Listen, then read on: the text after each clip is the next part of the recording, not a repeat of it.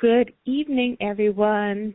If you are joining the line, you are here for Congresswoman Kima Williams' Back to School Telephone Town Hall. I'm Amber English Coleman. I have the honor of serving the people of the 5th District as Congresswoman Kima Williams' Communications Director. Thank you for joining us. We are dialing and making sure that everyone who wants to get in can get into the town hall. While we are waiting, I want to go over a quick housekeeping note. If you would like to ask a question this evening, please dial 0 and you will be connected with someone who will take down your question. When we get to the Q&A section, listen out for your name because we will bring you on the line to ask your question. I'm going to keep going through this while people join on. I see a few more people joining. Thank you so much for joining. Again, this is Congresswoman Kima Williams, Back to School Telephone Town Hall.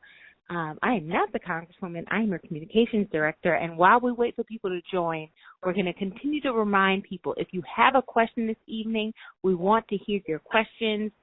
Please go ahead and press 0 at any point during the call. You'll be connected to someone who will take down your question, and then when we get to the Q&A, listen out for your name because we will bring you out of the audience to ask your question on the line.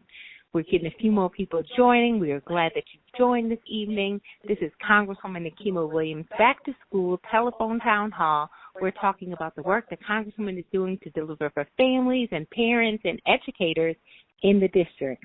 A housekeeping note again, if you would like to ask a question, please make sure that you press 0. You'll be connected to someone who will take down your question.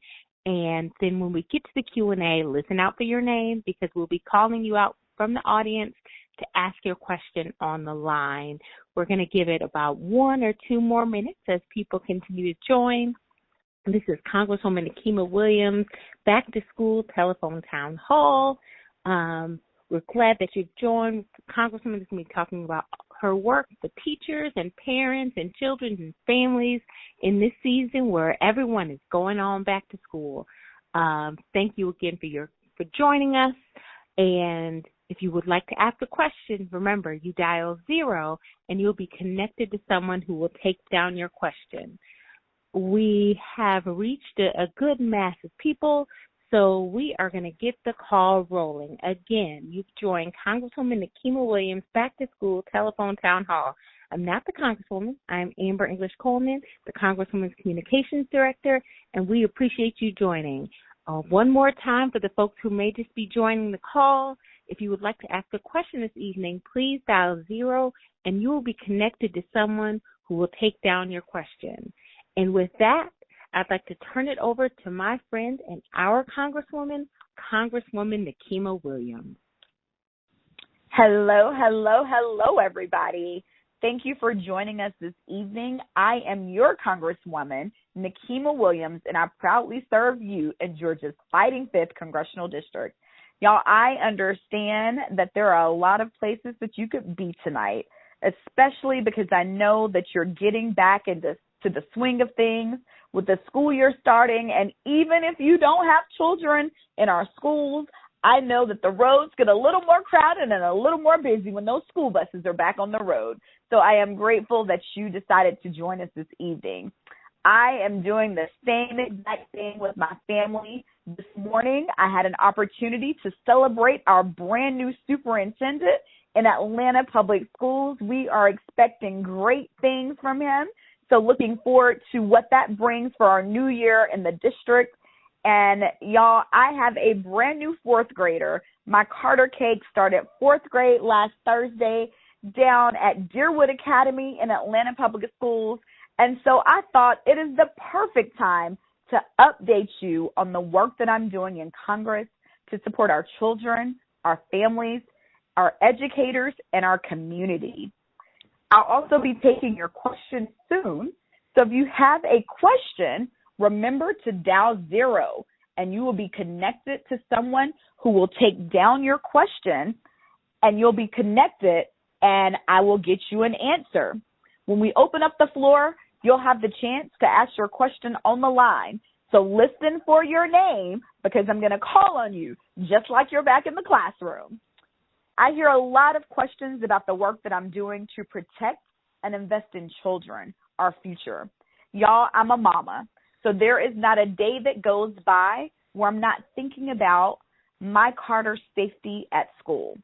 And I know that our children are thinking about it too.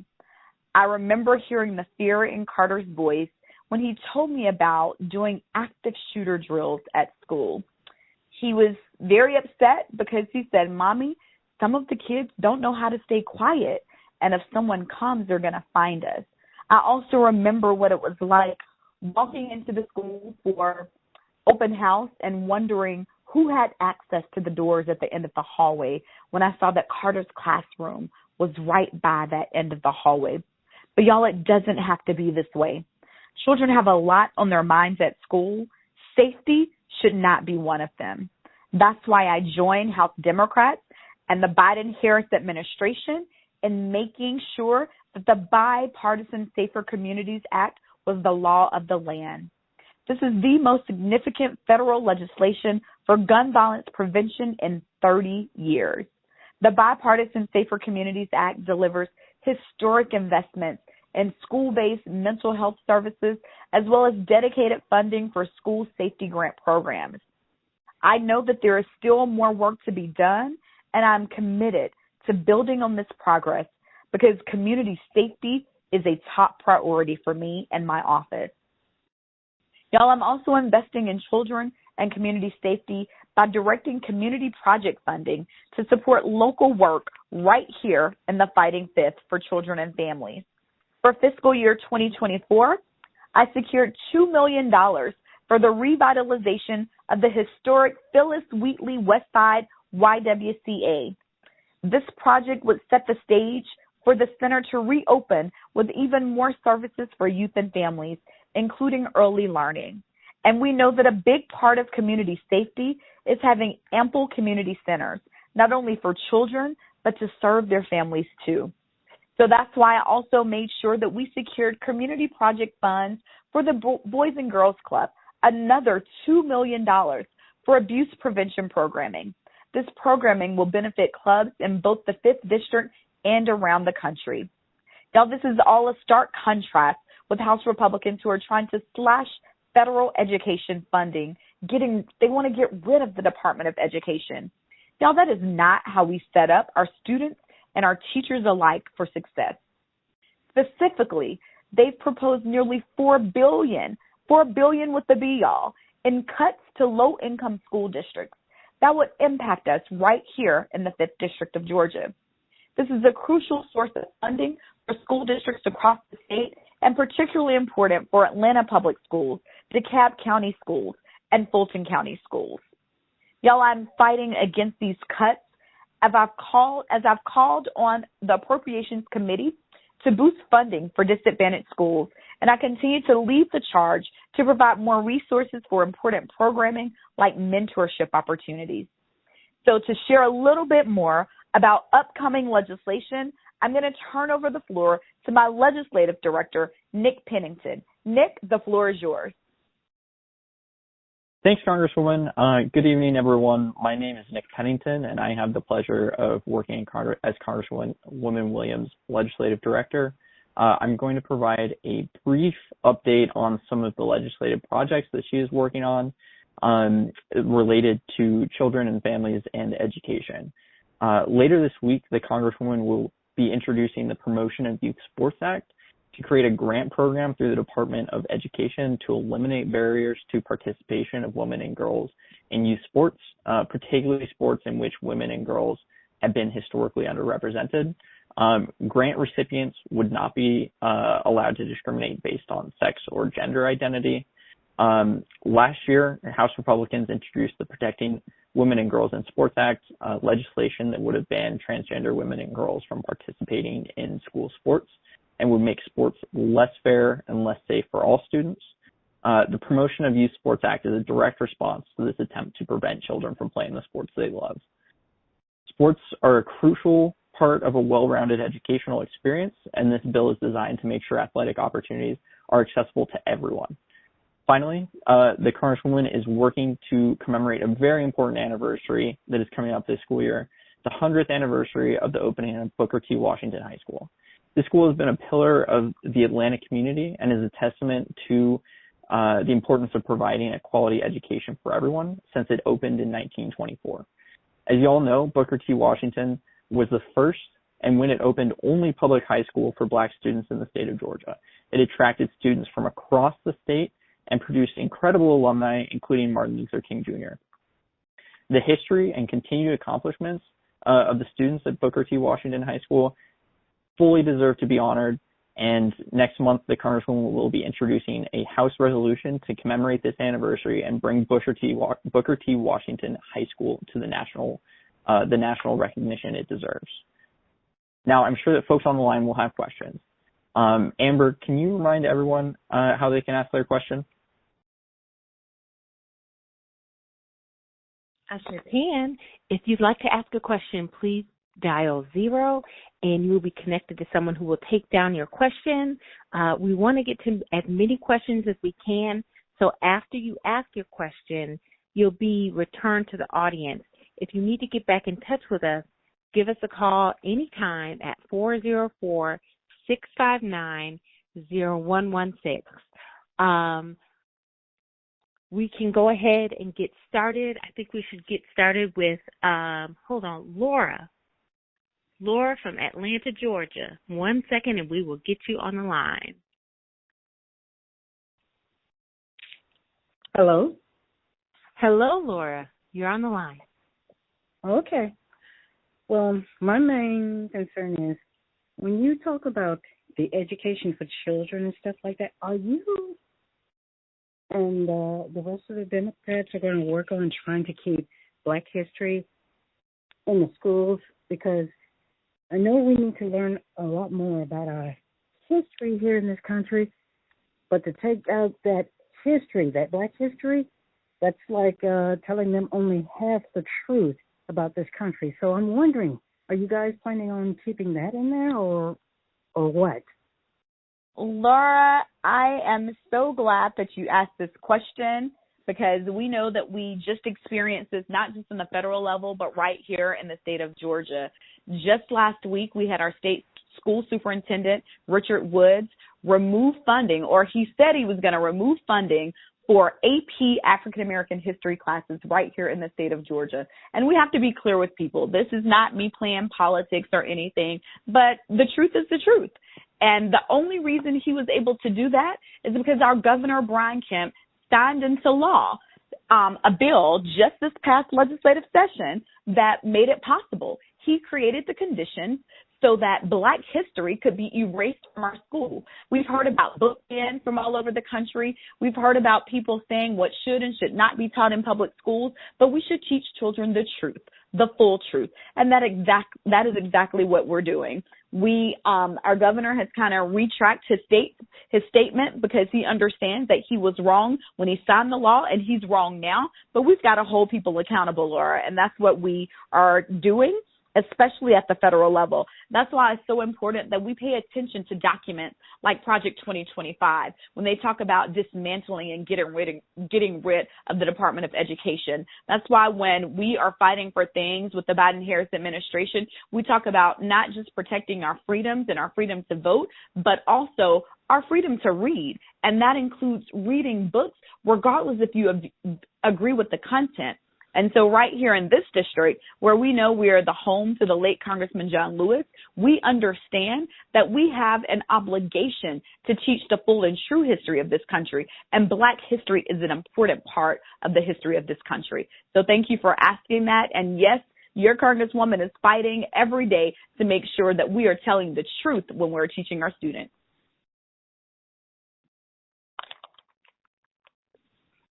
Thank you for your question. Going through the questions here. And it looks like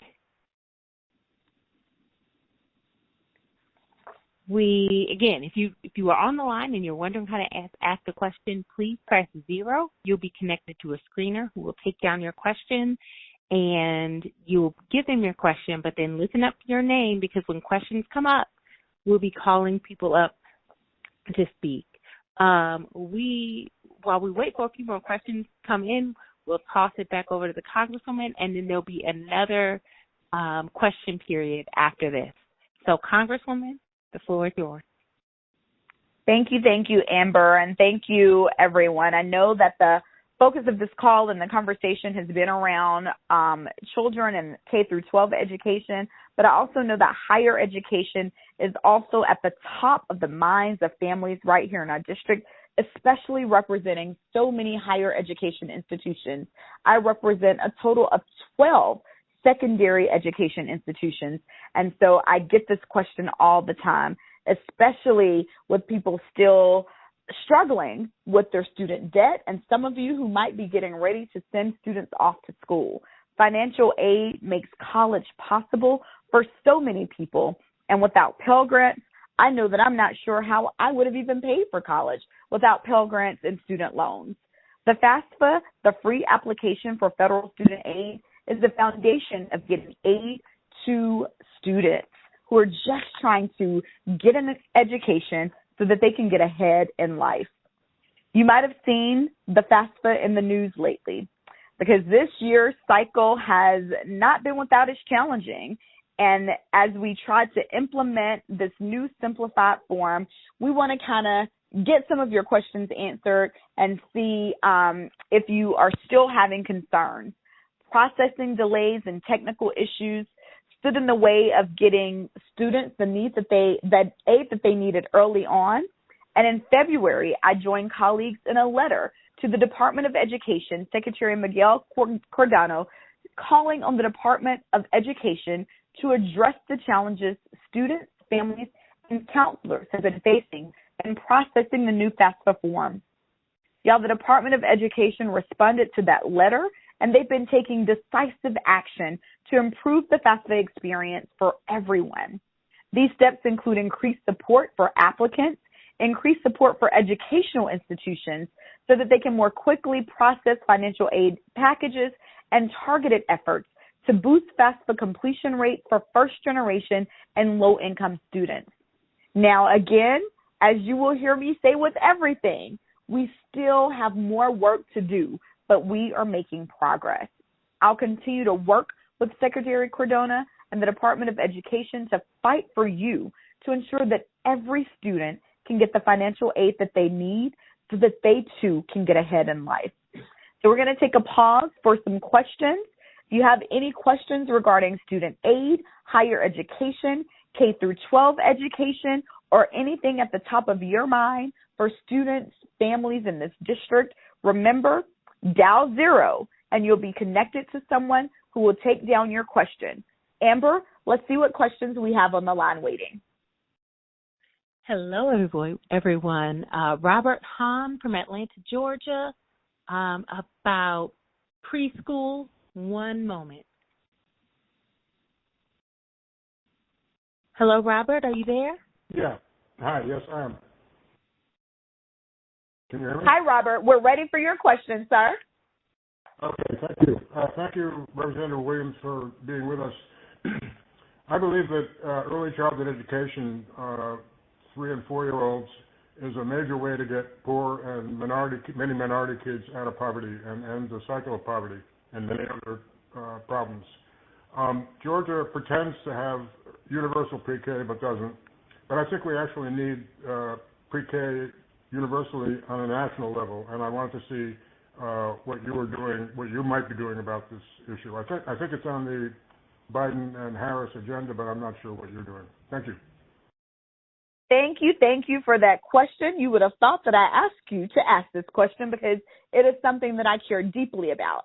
I remember, I'm going to tell a quick story because I'm a storyteller, but I remember a couple of years ago, my son, I was getting him ready for pre-K and trying to find a place. This was before he even started, and we actually chose a daycare that already had a state pre-K program connected to it, because you're exactly right. We do not have universal pre-K in the state of Georgia, even though a lot of us thought that that's what we were getting with the lottery system. But we actually have a lottery system that determines who is able to get into our pre-Ks in the state of Georgia, and our success for early childhood education should not be dependent upon a lottery. I had a friend who was 9 months pregnant, but she had a 4-year-old who was eligible to start pre-K, and she literally stayed all night in a lawn chair on a sidewalk in front of Central Presbyterian Church, down in front of the Capitol, waiting to get that last spot in the Georgia pre-K program at that church. It shouldn't be this way. And you're exactly right that right now, the Biden-Harris administration on their agenda was universal pre-K for 3 and 4-year-olds in this country. That is high-quality childhood education. So what we are doing is, number one, we have to make sure that we have leaders in office who are not trying to dismantle the education system in this country. We're not trying to get rid of the entire Department of Education. So I am doing everything that I can to make sure that we continue to get the funding that we need. That comes through the appropriations process in the Congress, and we have to continue to fund these programs. We have a lot of people who are fighting every day to strip funding from these programs, and that, of course, is not accessible. Nick, my legislative director, is on the line. Nick, I don't know if you have any, I know you have some funding and some things that we're doing around Head Start and other early education funding and the child tax credit, but I'm going to turn it over to you to give more detail on that.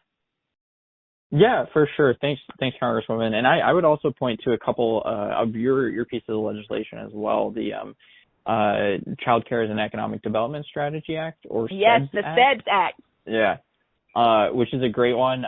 It's very, very simple, but it really emphasizes the importance of child care and care generally as a really an important driver of economic opportunity. And so that would require economic development districts to include care as part of their economic development strategy, because it's that important to the economy and to workers.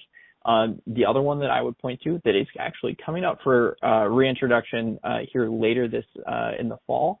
So this is a great lead in to pitch this, is called the COACH Act, which is designed to help childcare and early education businesses and centers access technical education or technical assistance and other resources to help them really build their business and serve more children and families and get them the early education opportunities that they need. So a lot of stuff happening in this space, and really appreciate the question. All right, thank you. Thank you for that, Nick. And next, we're going to call on Cheryl from Atlanta, Georgia. Cheryl, are you on the line? Yes. All right, we can hear you. Hi, Cheryl. The floor is yours. Okay, great. Thank you very much. I'm really proud to be on here. I'm a resident of Ben Hill, and what I really want to know is really simple. If it's all possible to make your office a little more accessible to us. I have tried over and over, along with a lot of other residents. I am a community activist. I used to work for Mr. Paul Howard at the district attorney's office, and we have a lot of local things that we like to be able to talk with you about. And we know you're really busy, but if your office could be more accessible to us, sometimes emails don't get back to us.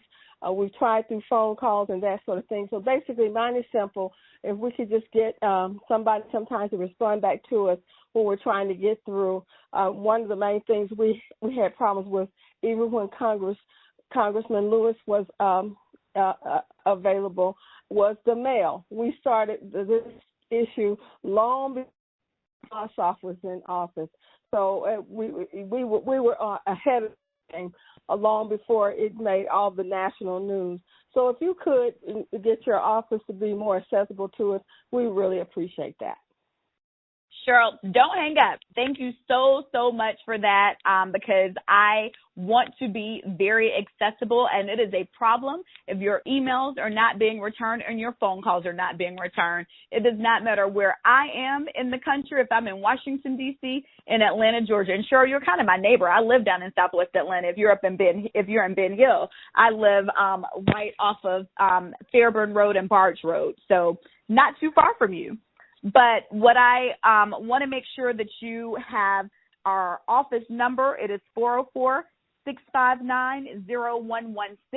And if you ever, Cheryl, have someone who is not answering the phone at that office, I'm going to give you my staff is probably going to cringe, but Cheryl, take down my number and text me what your concern is, and I guarantee you somebody in this office will get back to you because it is a problem. I am here to serve. My entire office is here to serve you. That is the entire reason that we exist. And if someone is not responding to you, I need to know who you reached out to and what your issue is, and I guarantee you, you will get a response. Write down this number, 404-437-4778. And I'm going to tell you now, if you call me, my voicemail might be full, but if you shoot me a text, you're going to get a response. Thank you for that, and I hope everyone got that down. Next, we are going to go to Emmanuel in East Point. Emmanuel wants to talk about financial education. Emmanuel, Are you on the line? Yeah, I'm here. So the floor is yours. Thank you. Thank you for the opportunity. I want to also commend the Congresswoman and the office for organizing this session. I think it's good, highly commendable. I don't know whether it's a suggestion or a question. So I am a lead over a lot of young immigrants and young youth in my community, and we have too many of them graduating school with degrees that are not that cannot support the kind of life, the average kind of life that the average American would need to be able to survive. And we know a lot of these degrees. They are regular 4-year degrees, but they really don't pay much. So my concern, my suggestion here is, I don't know what a congresswoman can do. Add her voice to the call for the colleges, the high schools, to counsel and direct these young kids to choose degrees that can support the kind of life that they would want to live, support the kind of life they would choose. Too many of them are graduating before they realize that, the degree they chose, even though it's consistent with their interests, cannot support the kind of life they want to live. So we are figuring that it's not just about interest. There is the need for us to consider the economic status or the quality of that degree to support the kind of life you want to live for. So that's my first suggestion or concern for that call to go. The number two concern is we have too many graduates who have no clue about how to manage their own finances, and it baffles my mind. I do not understand why we have a school system where we have people going through the school, graduating from high school, some through college, and they can't manage their own finances. And while I was doing the investigation, I figured that we do not have any course in school at all that teaches, no core course, that teaches about financial management. I think that's a flaw. So those are the two issues that I'll be interested if the honorable congresswoman can add her voice to the call for our institutions in Georgia to incorporate into the school system. Thank you. Oh, Emmanuel, you are speaking music to my ears when you talk about financial literacy and giving young people options. Right now, we have gotten to the cycle where we want to push everyone into a 4-year institution, and that's just not necessary or the case. We need to make sure that we are supporting the experiences that youth are going through right now, and whatever their passions are, we can uplift that. It does not have to be pushing them into a 4-year institution and getting into a lot of the student debt that I got myself into, Emmanuel. But what we also know is that while students are in high school, even middle school and elementary schools, we need to be teaching financial literacy. We have done a lot of events right here through our district, uplifting things like we had an event, Fin Lit Fest, where we brought in not just financial literacy, but music and entertainers. We had rapper T.I. doing this work with us and T-Pain, where we had middle school students that came over to Clark Atlanta University, spent the weekend on campus learning about financial literacy, but in a way that they would bring in and accept the information. So we are making sure that we meet students where they are and getting them this event, this information about events that are happening in their communities. I'm also a part of the Financial Literacy and Wealth Creation Caucus, where we are doing just that across the country because we are trying to build generational wealth. Unfortunately, Atlanta continues to be one of the worst cities in the nation for income inequality and the racial wealth gap. So we have a lot of work to do there on that front as well. We're also the co-sponsor of the Student Empowerment and Financial Literacy Act, and this bill will create competitive grants to eligible entities to promote financial literacy in elementary and secondary education institutions. So that is a huge part of what we have to do and how we're doing that as an impact, not waiting until students are in college, but at the elementary and middle school and high school level as well. So thank you so much for that question. Thank you. And I know we are talking about education this evening, but we do have a voting rights question, and I know that the Congresswoman is voting rights at the center of everything. So Faith Indicator, Faith, are you on the line? Hi, I'm here. How are you? And thank you for speaking with me. But my question is, I've been hearing that we have to check our voting to make sure that our voting registration is intact because they're being canceled. Is that true? And what can we do to not have it canceled? Thank you for that question, Faith. And Amber said that we're focused on education, but Faith, this is a part of education. We got to educate people on these new changes that are happening and these attacks on our voting rights because it is not okay. And so now I'm going to have to be the teacher for a lot of people across the district and across the state to make sure that you guys understand the changes in these new laws. So thank you for bringing it up. Because it is right on topic. We can't get any of these things changed around for our students and our kids if our right to vote is not intact. What we saw recently was the Secretary of State just last week introduced this new website. And on this website, it was a way that you could go on and cancel your voter registration. Well, first of all, Faith, I met a lot of people out there who are just trying to cancel their voter registration. So it raised red flags for me from the jump. And what this website did was if you know someone's address, their name and their address, or their name and the last four of their social security number, you could go on and cancel their voter registration. Now, I don't know about you, but I know that as our vice president's mom said, I didn't just fall out of a coconut tree. And I know that there are a lot of people out there who would be up to no good and looking to cancel voter registrations en masse. Well, then we also learned later in the week that our personal information was out for the world to see. And I got a few text messages when I gave out my personal cell phone number on this call. But what about my social security number being on a voter cancellation website for the world to see, along with my name and personally identifiable information? That's not okay.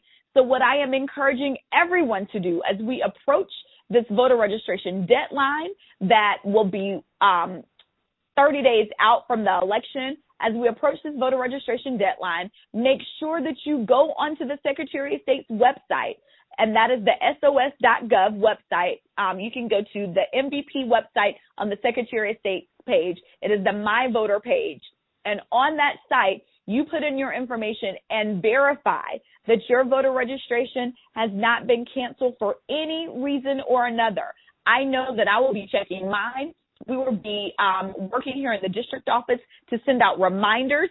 So listen for your phone calls. I will do an update on this. And I have my team listening in, so we're going to try to do a postcard on this because we need to make sure that you are checking your voter registration. You understand what the steps are to do this and the dates that are coming up around voter registration deadlines. Thank you so much for that question, Faith.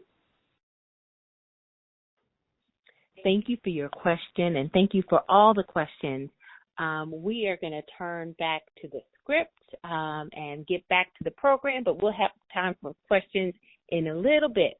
Congresswoman, the floor is yours once again. So thank you, everyone who has had an opportunity to ask a question so far, and for everyone that is tuned in tonight. And as we come to close to the end of this telephone town hall, I want to make sure that we are addressing, especially since someone brought up that they were not able to get in touch with the office.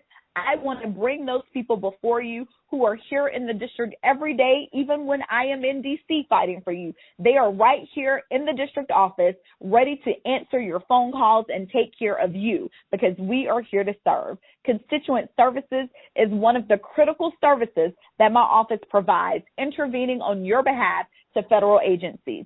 We help constituents secure VA benefits, lost paperwork, IRS payments. I like getting money back into your hands and into your bank accounts. We help you with your passport and just about any other challenge that you're having with the federal agency. Our office is here to be of service to you. So I'm going to turn the floor over to one of my constituent services representatives who will promise to answer every phone call that comes into this office, because we're here to serve. Portia, the floor is yours. Good evening, everyone, and again, thank you for joining. My name is Portia Howes, as Congresswoman just stated, and I am the Congresswoman's Constituent Services Representative. The Congresswoman's main goal is to deliver the highest level of services to those she represents. Our Congresswoman recognizes that one of her most important duties in Congress is to ensure that the federal government works for her constituents. One of her core philosophies is that those in need of federal assistance must be heard and their needs must be addressed. So to this end, Congresswoman Williams has built a very strong constituent services team who are dedicated to the constituents of the Fighting 5th Congressional District of Georgia. The Congresswoman wears many hats as she delivers this level of services to her constituents. To that end, it is an extremely busy and challenging time for our Congresswoman as she works on behalf of all of you. And with that being said, it has also been a very busy and challenging time for many of you on this call tonight. We are receiving many calls requesting assistance with tax refunds for our seniors. Social Security, disability, Medicare, and Medicaid concerns are also at the top issue area for our office. And let us not forget the needs of our veterans. For the agencies that I mentioned and other federal agencies, we are here to serve. The Congresswoman wants everyone to know that the government does work. Last year, the Congresswoman returned $2.5 billion, and that's billion with a B, to her constituents through the work of her Constituent Services Office. Getting you the money you deserve is one of the Congresswoman's main initiatives, and again, ensuring that the federal government works for her constituents. Once again, my name is Portia Howes, and I am the Constituent Services Representative. Our district team will ensure that your federal request for assistance is not met with a lack of concern or indifference. We are here to serve as your federal liaisons with the federal agencies. And I'm sure we'll have more time for questions, but if you're in need of federal assistance, we can be reached at 404-659-0116, and we promise to answer and if not, return your call. Amber, it's back over to you. Yes, we have time for a few more questions. We are, as a reminder, if you haven't gotten into the queue just yet to ask a question, dial 0. You'll be connected to a screener who will take down your question, and then you will be able to ask your question on the line. I think either Portia or the Congresswoman will be able to answer this question, or maybe Nick. Diana from Ellenwood, Georgia, grants and financial aid for their children. Diana? Yes, I'm here. Thank you. Yes, I'm on the line. Can you hear me? Yes, we can. Hello? Okay. Yep, we can hear you. All right, thank you. My concern, and it's a question, but it's a great concern that I'm finding out that in order to have my grandchildren placed in a school that's going to actually challenge them, that I would need to have the necessary information to get scholarships, grants, federal student aid in order for them to be able to achieve that and for us to achieve that for them. I do live in a middle-class community, but the schools in our districts are not up to par, and it's not meeting their academic need, and especially for college. For even if they exceed in some of these private schools, it appears that a lot of the schools are not recognizing the state of Georgia's children unless they're at one of the Ivy League higher education schools. So I don't understand why is that.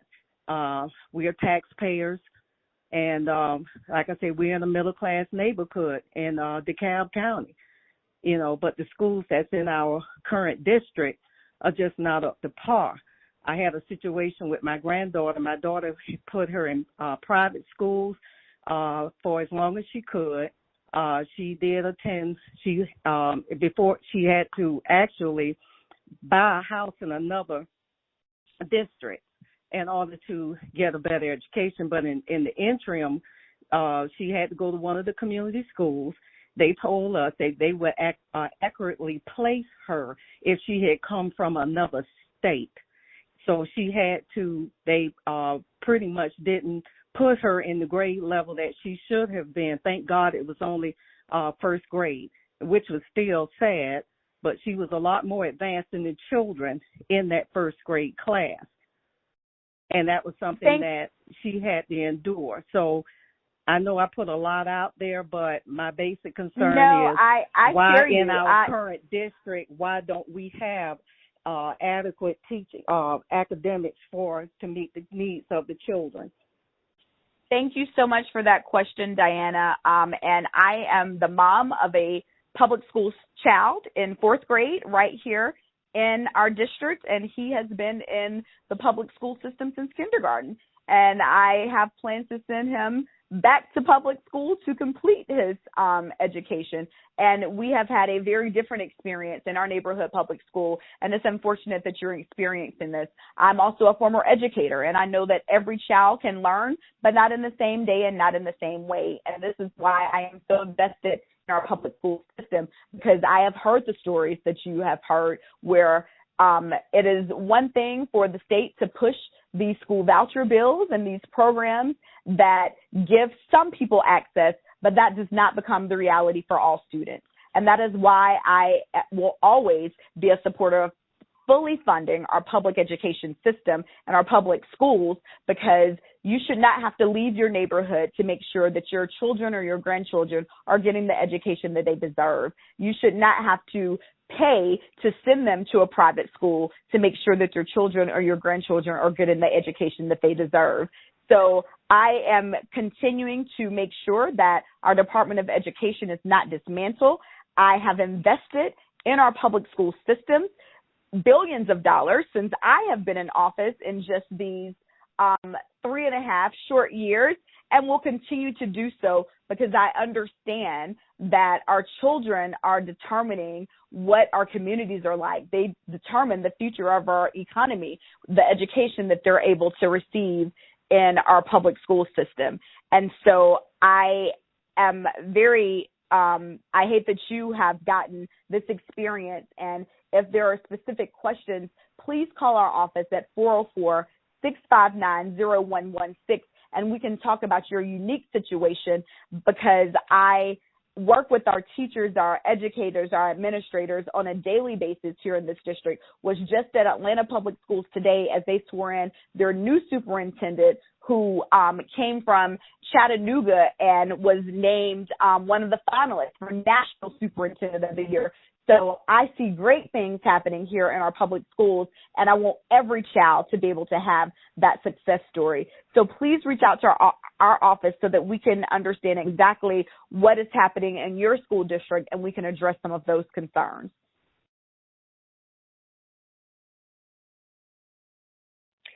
Thank you, Congresswoman, and thank you all for your questions.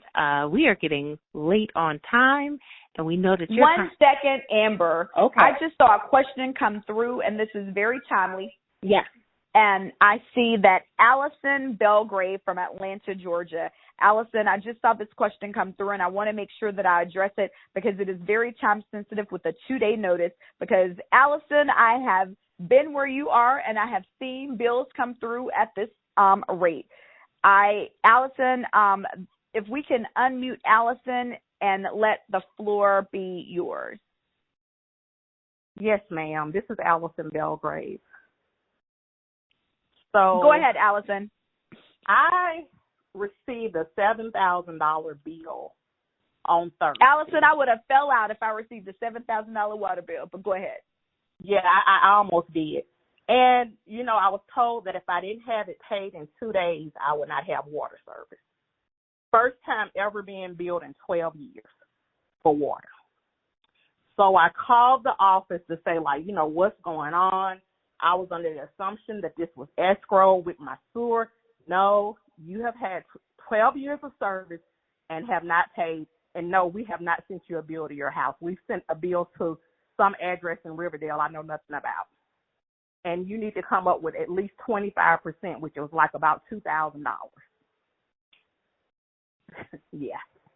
Allison, and this is through the city of Atlanta? Yes. Atlanta Watershed Management. Allison, if yes. you could give our office a call at 404-659-0116, we will make sure that we work with you and the Constituent Services Direct Commissioner at the City of Atlanta, and we will help you work through the situation. I have seen this happen to other constituents. Sometimes it is because of a water leak at their home that we need to address, and sometimes it's just that they have not received the bill. But I want to make sure that you call our office first thing tomorrow morning so that we can help you and connect you with the right people down at City Hall and help you work through this. Did you get that number, Allison?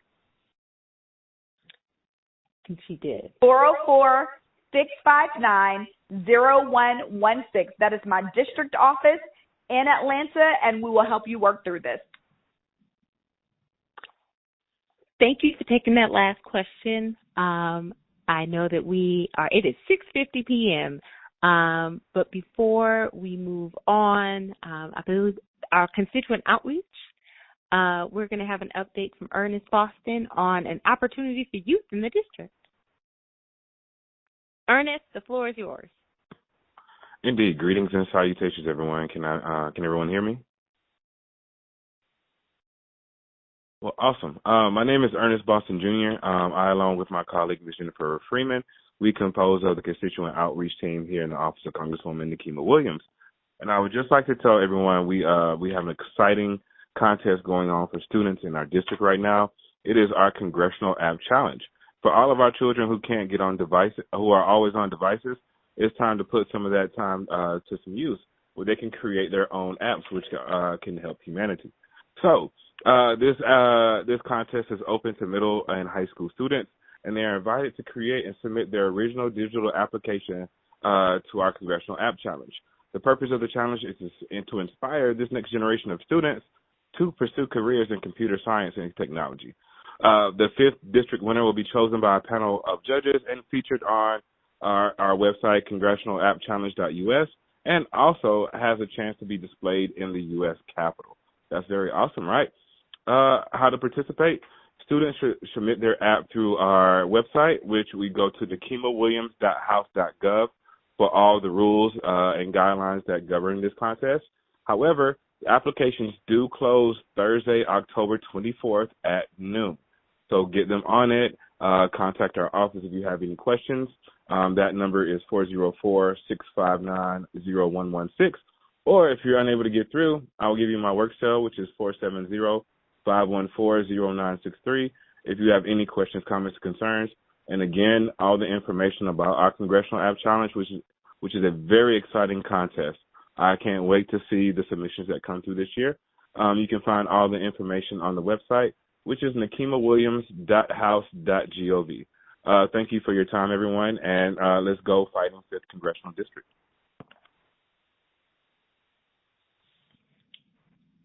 Thank you, Ernest. Congresswoman, you want to close us out?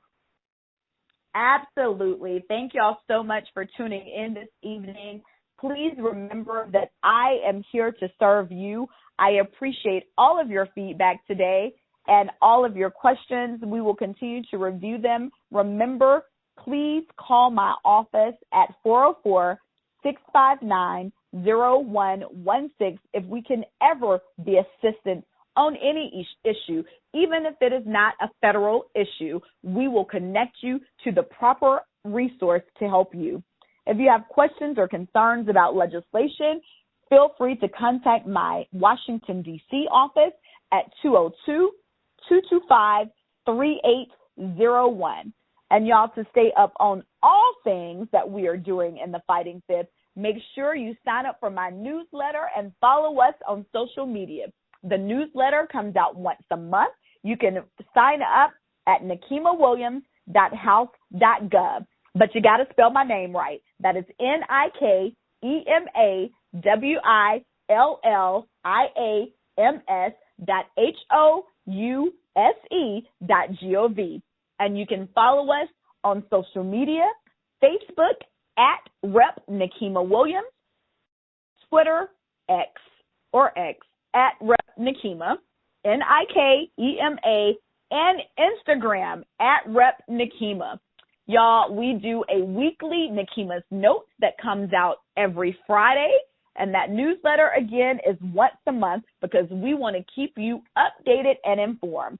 If we didn't get to your question tonight, be sure to listen closely before you disconnect, and you'll have the opportunity to leave us a message, and one of the people in my office will get back to you. Thank you again for joining us this evening, and please, please stay safe as this weather is coming through our state, and reach out to us if you have any concerns. Thank you. Good night.